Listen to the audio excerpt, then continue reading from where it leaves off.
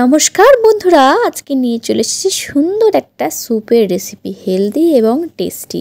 তো এই স্যুপটা আমি অবশ্যই ডায়েটের জন্য বানিয়ে ফেলেছি। এটা আমি এখন রোজ রাত্রেবেলায় ব্যবহার করছি আমার রোগা হওয়ার ডায়েটের জন্য। তো চলো বন্ধুরা, আমরা এই স্যুপটা কীভাবে বানাচ্ছি এবং টেস্টি আর হেলদি করে তুলছি সেটাই তোমাদের সামনে তুলে ধরবো।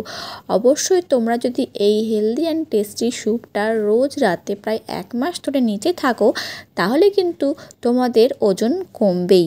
তো 7 দিন অন্তত ব্যবহার করে দেখো ওজনটা কমছে কিনা। তো ওর জন্য আমরা বাজার থেকে নিয়ে চলে এসেছি ফ্রেশ বিট আর গাজর। তো চলো বিট আর গাজরটাকে ভালো করে কীভাবে ছুলে নিচ্ছি এবং কীভাবে কেটে নিচ্ছি তোমাদের সামনে আমি তুলে ধরছি। তো চলো বিট আর গাজরটাকে সুন্দর করে খোসা ছাড়িয়ে ধুয়ে কেটে নিচ্ছি।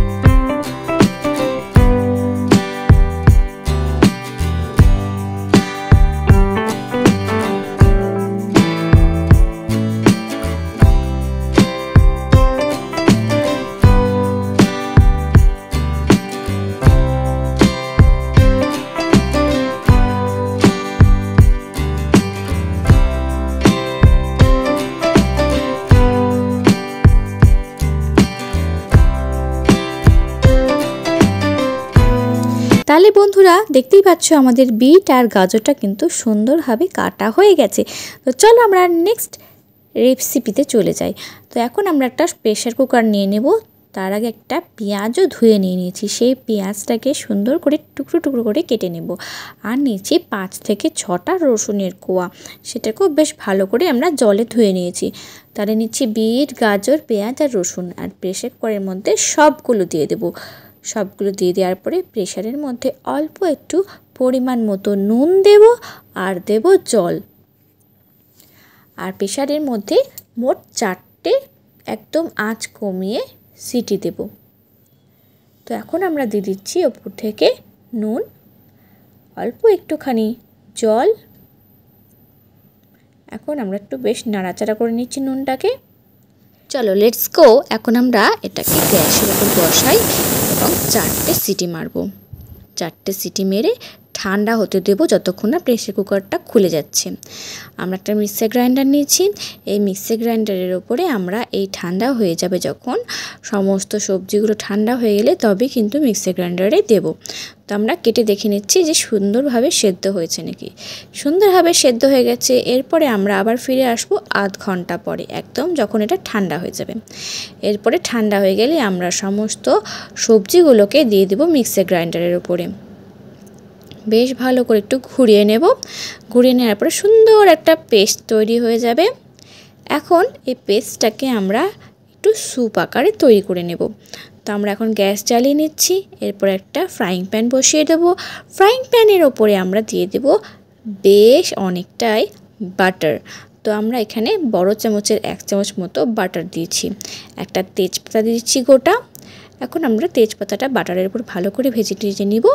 এরপরে এখন আমরা দিয়ে দেব এই পেস্টটা দিয়ে বেশ 5 থেকে 10 মিনিট পর্যন্ত আমরা এই আঁচে কম করে নাড়াচাড়া করে নেব, যাতে এই পেস্টটার যে কাঁচা গন্ধটা আছে সেটা যেন একদম চলে যায়। যদিও এটা সেদ্ধ করে নিয়েছিলাম, তার জন্য এটার টেস্ট কিন্তু আরও সুন্দর হবে। অবশ্যই বন্ধুরা, আমার এই রেসিপিটা তোমাদের যদি ভালো লেগে থাকে অবশ্যই আমার চ্যানেলটি সাবস্ক্রাইব করবে, লাইক করবে আর শেয়ার করতে ভুলবে না। কমেন্ট করে জানাবে যে আমার এই রেসিপিটা দেখতে তোমাদের কেমন লাগলো আর খেতেও বাড়িতে কেমন হয়েছে। তো এখানে যে বিটের জুসটা ছিল প্রেসার কুকারের ওপরে আলাদা করে, সেই জুসটা কিন্তু আমি গ্রাইন্ডারের মধ্যে দিইনি। সেই জুসটা যখন ঠান্ডা হয়ে গেছিলো একটা বাটিতে তুলে রেখেছিলাম। এই জুসটাই আমি দিয়ে দিলাম এখন এই কারিটার উপরে। তো এখন বেশ পাতলা হয়ে আসবে। তোমরা এটাকে আর একটু হালকা করতে পারো। আর একটু জল দিয়ে দিতে পারো, আর না হলে এরকমই খেতে কিন্তু দারুণ লাগছিল। তো বেশ 10 মিনিট পর্যন্ত নাড়াচাড়া করে নিলাম। নাড়াচাড়া করতে করতে কিন্তু আমাদের এই স্যুপটা তৈরি হয়ে গেছে।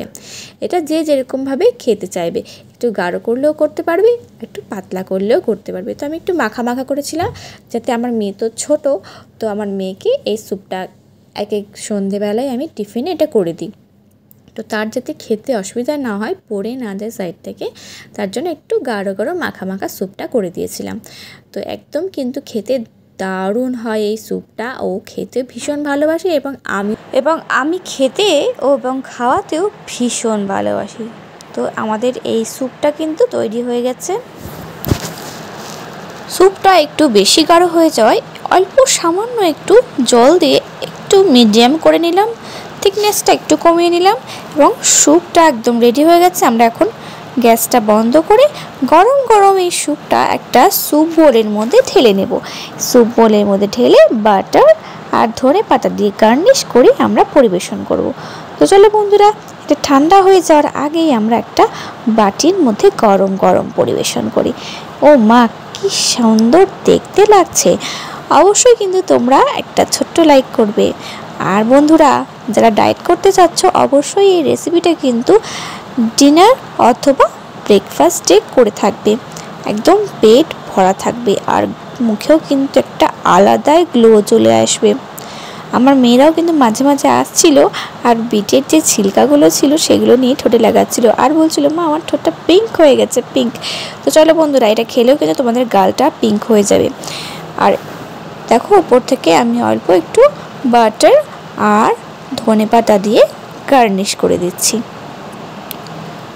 আমাদের বিট আর গাজরের স্যুপ কিন্তু একদম তৈরি পারফেক্টলি, একদম রেস্টুরেন্ট স্টাইলে। খেতেও কিন্তু রেস্টুরেন্টের মতো হয়েছে। যারা রেস্টুরেন্টে খেয়েছো এই স্যুপটা, অবশ্যই টেস্টের সাথে মিলাতে পারবে।